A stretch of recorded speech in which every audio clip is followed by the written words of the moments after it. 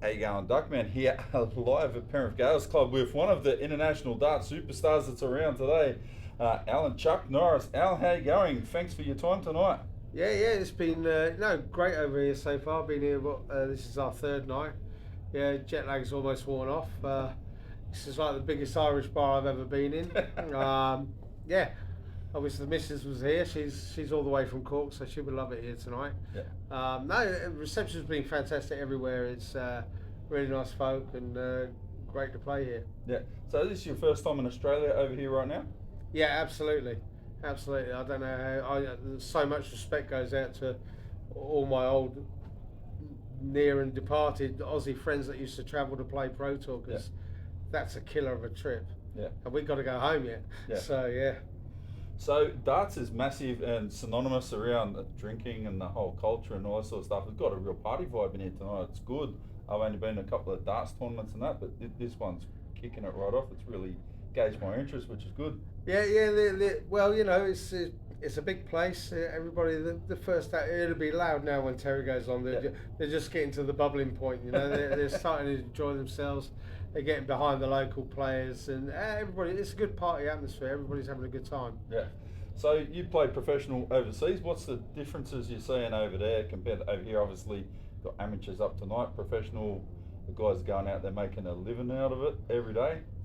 Yeah, they've got some practice to do. Not everybody. What I've seen the last three nights, there's some real talent here. Yeah. But I think obviously, it's like with Damon Heta and Carl Anderson and all that previous. They've actually had to up and move to really get anywhere, because you're a long way away, and even if you're playing within Australia, you've still got some serious travelling to do if you want to do the Australian darts tour and stuff like that. Yeah, it's tough life, They need good backing and that.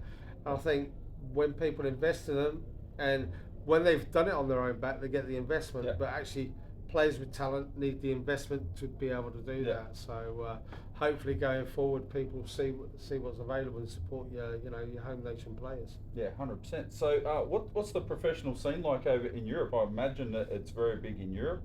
How big is darts in America as well? I'm not too much on the American circuit, because I don't. It's one of those. They've tried it before and it goes good, but it's a different scene there. A lot of it is soft tip, like when you go out to Hong Kong and Asia a bit more. It's a lot of soft tip. But in Europe, it's growing massively within Germany. Holland has always been there, but it's getting bigger and bigger. And like they're doing the European tours now in Austria, Poland, Denmark, and parts of Scandinavia. So it's exploded over there in the last 5 years. Not just Holland and England, like it's really gone massive. So it's a tough school over there. Believe me, for myself, I'm just believe it or not, I'm old enough to do the World Seniors Darts Tour now. So so what age group's that putting you up into? 50. 50 plus. Yeah. So no, but that's actually quite good, because you would say at one point you're coming to the end of your career, but it gives you more opportunities. It's good fun when you go to the darts tournament. So a bit like the PGA Masters golf stuff as well. So exactly. Old guys get out and keep on kicking it on and still got the spark and got the talent. But believe it or not, there's a lot of very good players on there. I mean, if some of the players on the Pro Tour lost their Pro Tour, you're talking like the likes of Mervyn King, Gary Anderson. They could all play in it. Yeah. And then we'd have to invent something else so we could play then. I don't know. So we've got guys like in Australia. We've got Simon the Wizard Whitlock. He's probably one of our big stars, or probably the biggest name person everyone knows around in Australia. How does he stack up against all the superstars overseas? He is one of the superstars. Absolutely. He's a special guy, but he's a good friend of mine actually, Simon, and he just keeps doing it year in, year out. Break a leg or whatever, he still keeps going. No, he's a great talent, and his determination, I think, is what gets him going the whole time. Yeah, 100%. Now, darts went really, really close to becoming an Olympic sport a few years ago. Do you feel like ripped off that it didn't become an Olympic sport, and do you think you might have represented the UK if it had become an Olympic sport? Well, there's no way I would have been in the UK running, with let's be perfectly honest, the UK Great Britain team, at the time we had Gary Anderson, Michael Smith, James, there was a few in front of me, but as an Olympic sport, why not? It's the same as shooting a gun at the end of the day. Yeah. It's eye to object coordination, so fitness levels, well, my fitness levels is never going to do the 400 metres, but as you see the game progressing now, a lot of the youths and that, they're a lot more physically trained in that, and you need to be. Yeah. But because over like the European Tour weekends, when you're playing 4 TV matches on the stage in the heat and everything, it takes some endurance to do that. Yeah. 100%. It definitely looks like that it would. So I noticed some of the guys over here, they're throwing pretty good. Got a couple of 180s up there and stuff already like that tonight, so that's good.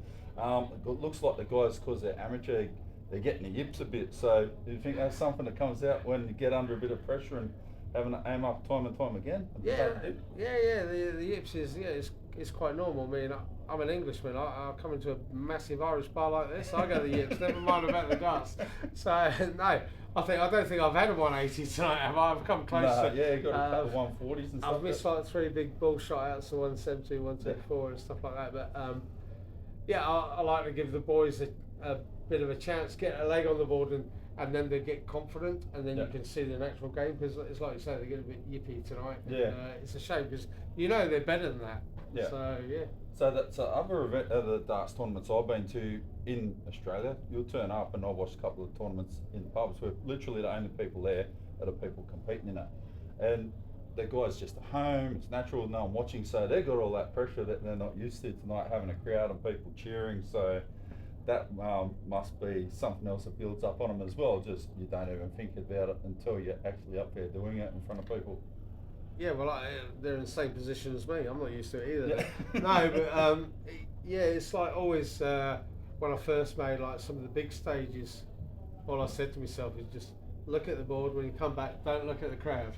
Yeah. And because it's really? like, whoa, there's 3,000 people out there. Yeah. It's if you're not used to it, it's a bit daunting. So, but you become accustomed to it, Yeah.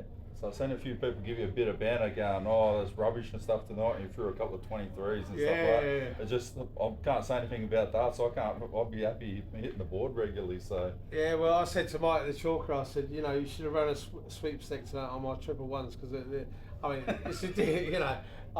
think 343, they're close, isn't it? But the scoreboard doesn't lie. Yeah. But the scoreboard obviously doesn't show it's on the wire, and I was like, 1, 2, 3. So there's no 180s. There was a few 1, 2, 3s of like 111. I think I'll break the world record for it tonight.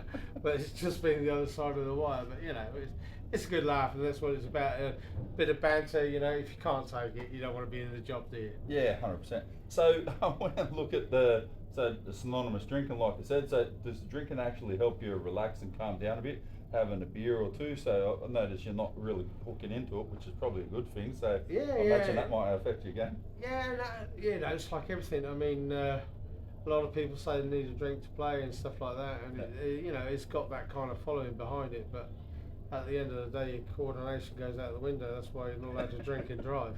Yeah. So people find their balance. Sometimes I'll have a drink, sometimes I won't bother. Sometimes I wish I'd never. Yeah. So everybody's different. I know many players that they don't even bother touching a drink. So I don't practice with a drink. So why should I play with one? But a couple of pints. Yeah. Settle the nerves before you get in front of this ruthless crowd. Pretty parochial too. So they're getting in there, giving it to you boys at the moment. Oh yeah. Of course they are. They want all the local lads to do well. So it's like Somebody shouted out rubbish. I said, "Do you want to have a go?" He goes, "No, I'm not as good as that." I said, "Well, there you go then." So, it's good fun. It's all part of it. This is more for entertainment, getting some of the local players in, and we're up to Melbourne next for another 3 days next weekend. So, hopefully the jet lag is totally out of the sea. I don't think it's jet lag. I think I had 2 late night last night, and it's brought it back on. So Yeah, those things are going to happen, I suppose. What happens on tours, stay on tour with darts as well, like happens in football? No, I mean, we're here to work, me and Terry, Yeah. you know, and entertain. So when we go up to Melbourne, I'll be staying with Ian Dargan, Yeah. and he does like the ADC and the JDC out in Australia and Yeah. that. So we fly back up there tomorrow, so we've got a couple of days rest and do a bit of sightseeing, see if we can catch one of Yeah. these kangaroos you keep going on about. I've not seen one yet. So from here, there's like kangaroos literally in the park, like less Yeah. than 5 k's from here. There's stacks of them. You Yeah. just got the road a bit, but catching one, well, Yeah, I don't know yeah. if you want to catch one. So It'd be a nice dart hole, though, wouldn't it? yeah, not gonna have the Yeah. best outcome for you. We seen a possum the first week, so you know, crawling along the wires there, so Yeah. that was quite good. So no, but we got a few days rest after this because literally we got off the plane straight into it. So Yeah. be nice to have a break and go and do some sightseeing and stuff. So. Absolutely. Well, you're on the outskirts of Sydney here, so western suburbs, about as far west as you're going to get, and then you're into the Blue Mountains, and you get to see things like the Three Sisters, and there's some beautiful scenery and things out here. If you've never checked it out before, 100%.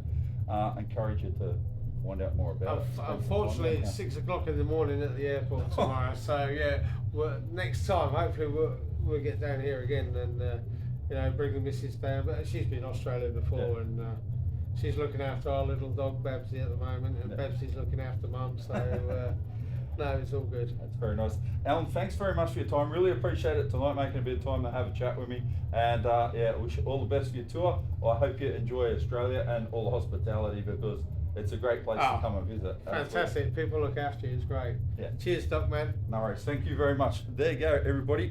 Catch you all later on Duckman TV. Keep on ducking, and I'll chat to you soon.